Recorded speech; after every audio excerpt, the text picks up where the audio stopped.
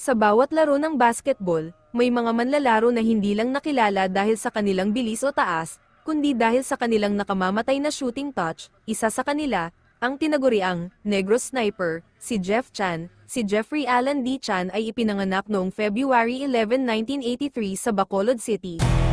Bata pa lamang, malapit na siya sa bola at court, at kilala na sa husay sa perimeter shooting.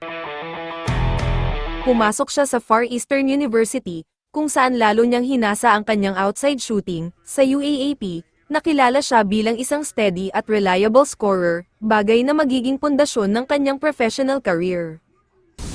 Taong 2008 PBA Draft, pinili si Chan ng Red Bull Barako bilang 17th overall pick, bagamat late draft pick, pinatunayan niya agad na kaya niyang makipagsabayan, hindi man agad star, pero unti-unting lumutang ang kanyang sharp shooting, lalo na sa mga clutch moments. Noong 2011, lumipat siya sa Rain or Shine, at dito siya tuluyang sumikat. Dito nagsimula ang kanyang pag-angat, kilala bilang isang deadly 3-point shooter.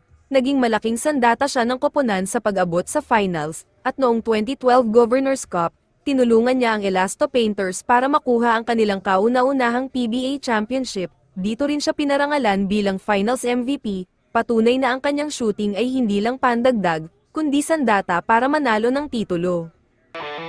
Hindi rin nakaligtas sa mata ng national team ang kanyang husay. Isinama siya sa Gilas Pilipinas, kung saan naging isa siya sa mga top shooter ng bansa. Sa 2013 FIBA Asia Championship sa Manila, tumulong siya sa paghatid ng Pilipinas sa silver medal finish at sa pagbabalik sa FIBA World Cup matapos ang mahigit 30 taon.